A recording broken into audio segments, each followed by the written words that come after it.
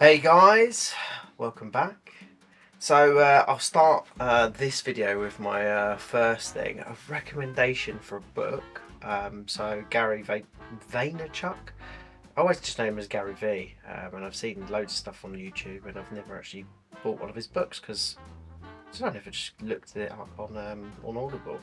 But he's got a book called Crushing It, and I'm about 70% of the way through, and really recommend it. So I want to talk about money priorities for 2023, and I did do this kind of at the beginning of the year, and I thought maybe it's a good time to sort of re-clarify for myself as well, if anything.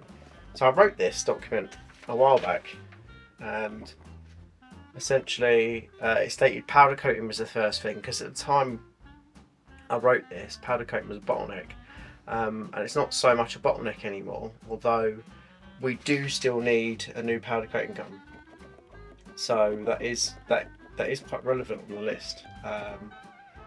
40k reserve is definitely prominent, because what happens is we constantly have this, like battle at the end of the month where we're like, oh, we got enough money for, paying all of our bills, etc. So yeah, I need to kind of try and keep this front of mind, and I'm struggling to. I've been doing quite a lot of my profit first allocations, and essentially, what happened was, I kind of fell out of doing that a little bit, because we got bits and pieces that we needed to buy. There's going to be a lot of pauses and stuff here. I just want to check this.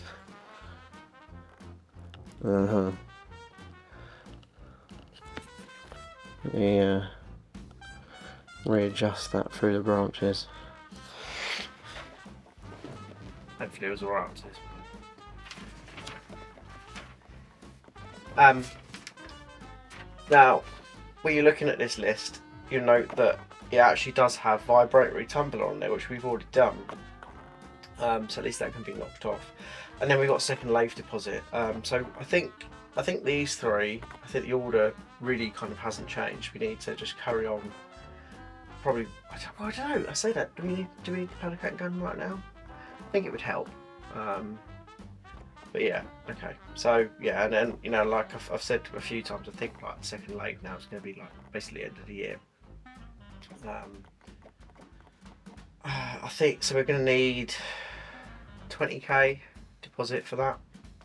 I think that's about right. 10%. Yeah, 10%, and then there'll be the VAT as well. But both companies that we're talking to at the moment are both saying, don't worry about that. They'll be able to offset it or whatever, which is quite typical of machine tool companies. They do that quite a lot.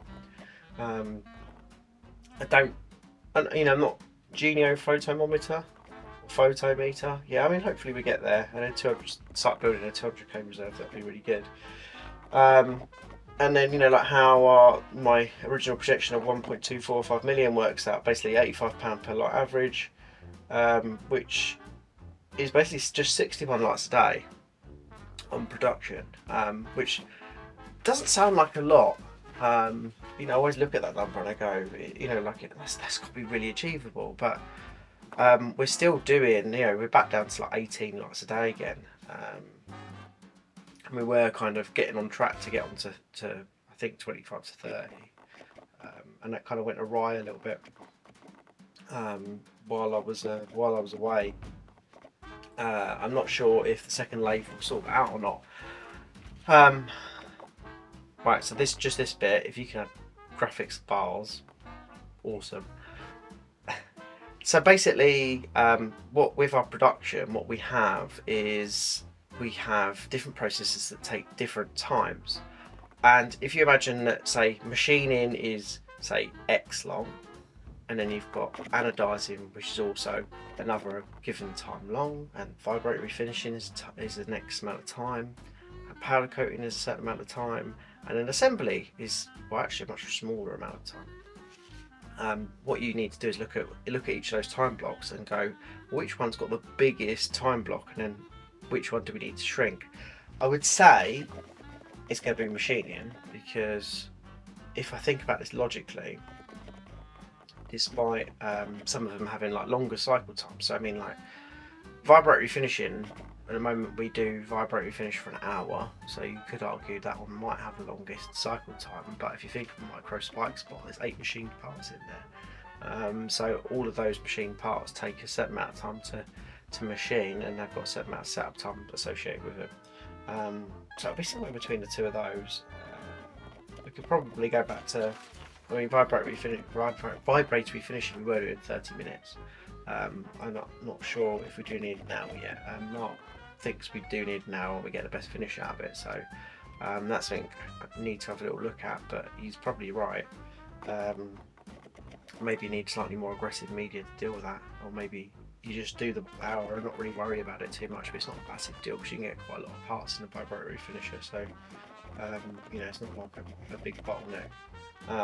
But all of these processes just are things that we have to look at and see how can we reduce the time on those so that we can get more throughput and get towards this 61 lights per day. I think if you gave the team 61 lights to assemble, they can absolutely do it. The existing team, providing there aren't any issues with any of the assembly steps. As soon as there's something that just doesn't screw together right, whatever it may be, then that 61 lights goes out the window, and that's quite important, is making sure that the parts quality, etc., that are coming up and going through is absolutely spot on. So my concentration at the moment, as I've been saying, is being downstairs on the ground floor doing the vibratory finishing and the anodizing area. I'm getting those two things right first, and then I'm going back into machining, which is where like all of the parts start, and basically I'm probably going to be machining for a few months, while reducing cycle times, and trying to make sure that our parts actually come out of the lathe, not in the parts catcher and then going through the parts catcher rather than like landing in the bottom of the lathe. Though that's quite important, and then just really getting that part quality, like consistently bang on. I think that's really important. So they're my main projects at the minute. So I think today we're going to be putting in some buns tanks. So imagine big drip trays that the anodizing and everything tanks sit on, and I can do all the pipe work and get the swimming pool pump running and everything else.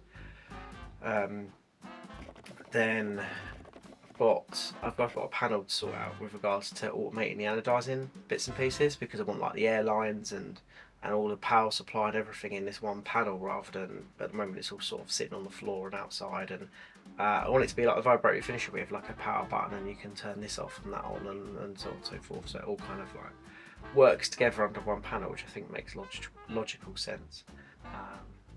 So there's a lot of work to do in there, and then I think at one point I'll decide that we're at an acceptable.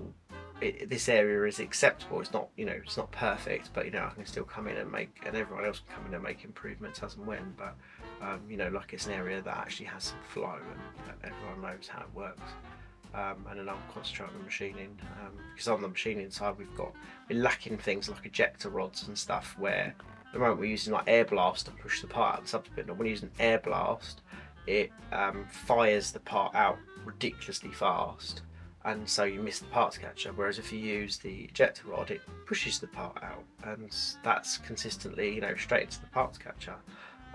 But at the moment we're not really utilising it as much. I did originally design some ejector pins, but some got damaged. I don't know, some disappeared, I guess. I'm not really sure. So yeah, things we've got to work on. Anyway, that's the summary for today. Thanks.